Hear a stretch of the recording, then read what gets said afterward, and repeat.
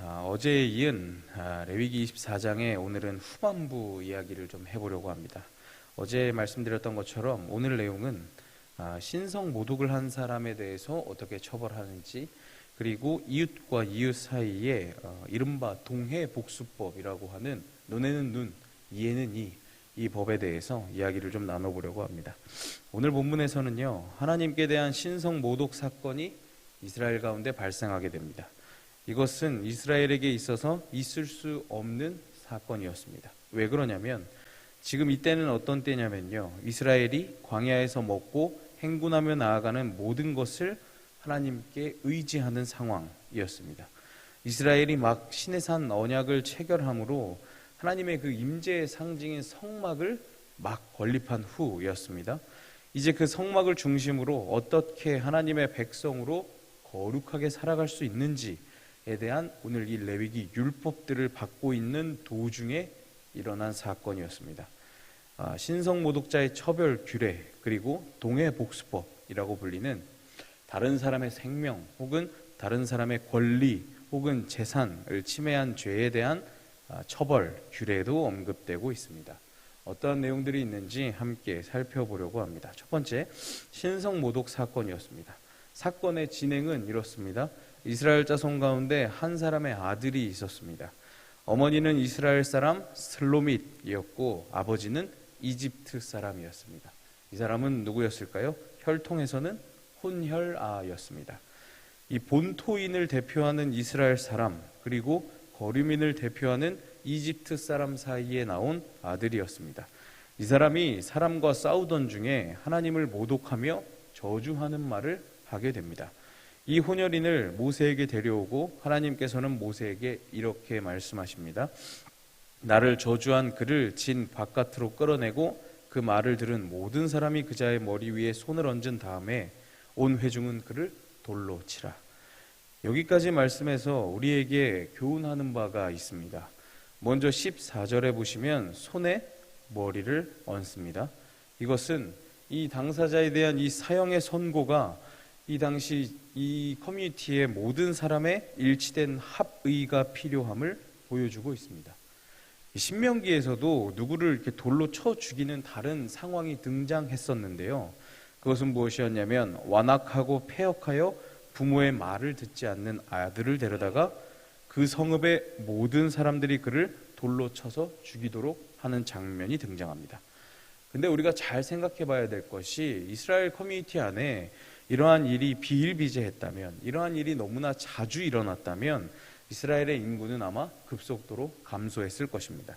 이것은 무슨 얘기냐면요, 사람을, 이 공동체가 쉽게 사람을 죽이라는 명령이 아닙니다. 그 일에 대해서 그 공동체 전체가 심각하고 신중하게 대해야 한다라는 것을 보여주고 있는 것입니다. 여기 오늘 이 공동체가 범죄한 사람을 자신들의 마음대로 죽이라는 명령 혹은 그런 권한을 주는 것이 아닙니다. 이 한 사람의 생명을 좌우하는 그 상황 가운데 훨씬 더 신중하게 그 사건을 검토하라는 겁니다. 신중하게 이 사건을 바라보라는 겁니다. 그 한 사람의 일을 이 너희들 공동체 전체의 일로 여기고 책임의식을 가지라는 규례였던 것입니다. 이것은, 이 사람의 일은 우리 공동체 모두의 일, 더 나아가 나의 일이기도 합니다. 왜 그렇습니까? 우리는 모두 서로 지체가 되기 때문입니다. 또한 16절에 보면 하나님 이렇게 말씀하십니다. 거류민이든지 본토인이든지 여호와의 이름을 모독하면 그를 죽일지니라. 하나님께서 명령하시는 오늘 이 레위기의 거룩은요, 단지 이스라엘 사람들만의 문제가 아니었다라는 것입니다. 그들 가운데 함께 살고 있는 거류민들에게도 해당되는 이야기였다라는 것입니다. 출신이 어떠하든, 그 사람이 어디에서 왔든 그 땅에서 하나님을 믿으며 함께 살아가는 사람은 하나님께서 명령하신 합당한 규례를 지키며 살아가야 한다라는 것을 보여주고 있습니다. 언제 어디서든 어떤 상황에서든 하나님의 사람으로 살아가셔야 된다라는 교훈을 얻을 수 있습니다. 이 하나님을 모독한 이 사람을요, 온 회중이 돌로 쳐서 사형을 집행합니다. 이것은 하나님을 모독하는 일이 이스라엘 회중 전체를 죽게 할 만큼 심각했음을 보여줍니다. 그만큼 심각하고 중대한 범죄였음을 보여주고 있는 것입니다. 하나님을 저주하는 것은요, 이 이스라엘 사람들의 근본 자체를 뒤엎는 것이었기 때문입니다. 어제에 이어서 이 사람의 이 사건을 코람데오 정신에서 바라보자면, 이 하나님을 믿는 사람은요, 그 삶 가운데, 그의 인생 가운데 이 코람데오의 정신을 구체적인 삶의 영역에서 보여줬어야만 했습니다. 하나님께서 바로 앞에 계시는 것처럼 살아가야 했던 것이죠. 그럼에도 불구하고 이 오늘 24장에 이 슬로밋의 아들, 이 사람은 이 점에서 실패한 사람이었습니다. 혼혈아임에도 불구하고 신앙을 가진 사람이라면 절대로는 해서 안 되는 하나님의 이름을 모독하고 저주하는 참담한 일을 벌였던 것입니다. 그는 이 일로 말미암아 이런 문제에 대한 처리의 모델이 되고 맙니다. 무슨 얘기입니까? 하나님의 이름을 모독하는 자는 돌로 죽임을 당해야 한다는 규례가 이 사람 때문에 만들어지게 된 것입니다. 우리 교단에 그 유명하신 목사님이 있습니다. 옛날에 이성봉 목사님이라는 분이 있는데, 나중에 사진을 보시면 이렇게 수염을 여기까지 이렇게 기르신 신선 같은 모습의 그 전설적인 부흥사이신데요. 이분은 항상 왼손은 다닐 때 이렇게 펴고 다녔지만 오른손은 항상 이렇게 쥐고 다녔답니다. 그래서 이 목사님의 모습을 보며 성도님들이 혹시 목사님 손이 좀 불편하십니까? 라고 물어봤는데, 이 목사님 뭐라고 그러신지 아십니까? 예수님 손 잡고 다니느라 내가 항상 이 손을 쥐고 다닌다 라고 말씀하셨다고 합니다. 이게 그 유명한 임마누엘의 손 사건입니다. 우리 또한 이 목사님처럼 오늘 슬로밋의 아들과는 정반대로 하나님께서 내 앞에 계신 것을 인식하며 하나님을 사랑하며 경외하시는 여러분들이 되시기를 바랍니다. 두 번째는요, 동해의 복수법입니다. 우리에게는 사실 익숙하죠. 잘 많이 들었던 것이라서. 일명 눈에는 눈, 이에는 이입니다. 우리 17절부터 22절까지를 오늘 다시 한 번만 함께 봉독해 보도록 하겠습니다. 17절부터 22절까지의 말씀입니다. 시작.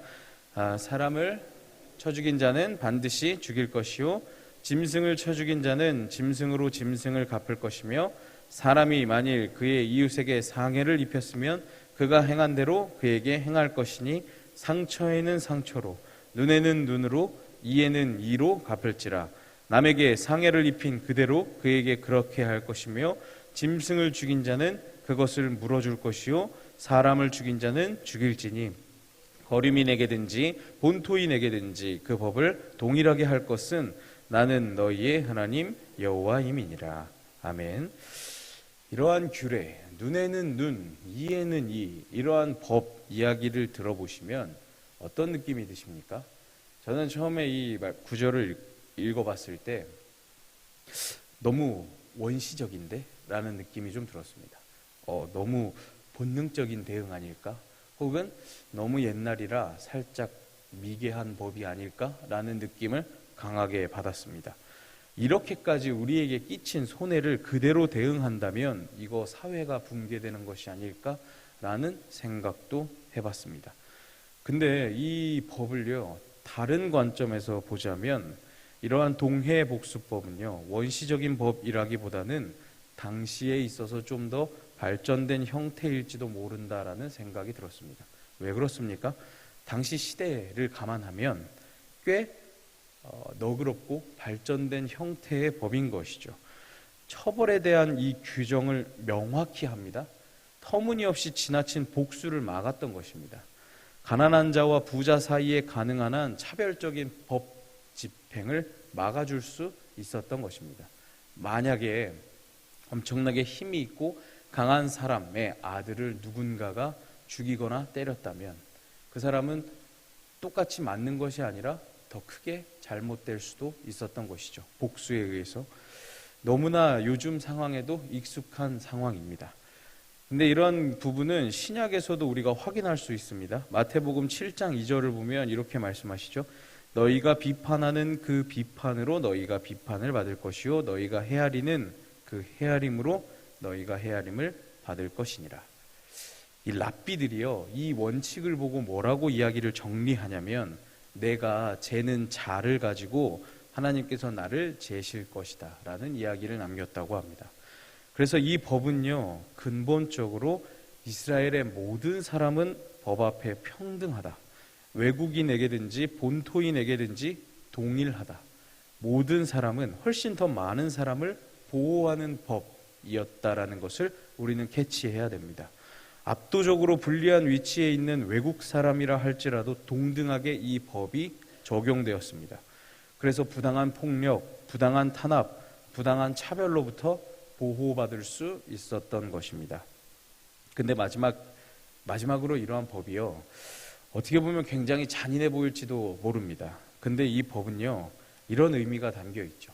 상대의 지체가 나의 지체와 동일함을 깨닫게 해주는 법입니다. 내가 소중한 만큼 다른 사람도 소중하다라는 이야기입니다. 내가, 이 눈에는 눈이라는 이 원리는요, 내가 원하지 않는 것을 남에겐 행하지 않는다, 내가 받기 원하는 것을 남에게 행한다라는 원리와 본질적으로 같은 이야기입니다. 결국 이 법이 강조하는 원칙이 무엇입니까? 이웃을 내 몸과 같이 사랑해라, 이런 의미가 담겨 있습니다. 하나님의 사랑, 그 자비의 마음이 담겨 있던 것입니다. 하나님께서는요, 이웃을 나와 같이, 내 몸과 같이 사랑하기를 원하십니다. 근데 우리는 여기서, 저와 여러분은 조금 더 나아가시기를 바랍니다. 예수님을 닮아서 한 발자국 더 나아가시는 여러분들 되시길 바랍니다. 누군가 내 오른편 뺨을 때리면, 오늘 동해복수법에 따르면 어떻게 해야 됩니까? 저도 오른편 뺨을 때려야 맞습니다. 근데 예수님은 뭐라고 하셨습니까? 왼쪽 뺨도 돌려대 줘라 라고 말씀하셨습니다. 예수님께서는 복수로 해결하지 않으셨습니다. 복수는 언제나 누구의 것입니까?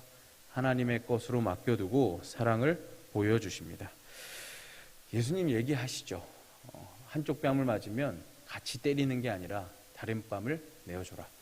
내 겉옷을 달라 그러면 안의 옷까지 줘라. 여기까지 가달라 그러면 저기까지 함께 가줘라입니다. 이것이 예수님이 하셨던 방법입니다. 그래서 여러분은 조금 더 나아가셔서 이 동해복수법이 아니라 예수님의 방법을 따라가시기를 바랍니다. 오늘 이 법은요, 복수를 위한 법이 아니었죠. 이웃을 향한 나의 태도, 나의 마음, 나와 같이 다른 사람을 사랑하는 그 마음을 규정하는 법이었지만, 여러분은 왼뺨까지도 되시며 예수님의 방법을 따라가시기를 바랍니다. 내 이웃을 내 몸과 같이 사랑하면서 이 하나님의 규례를요, 사랑으로 해석하는 겁니다. 그래서 복수하는 것이 아니라 반대편 뺨도 되어주는 그리스도인들이 되시기를 소망합니다. 기도하겠습니다.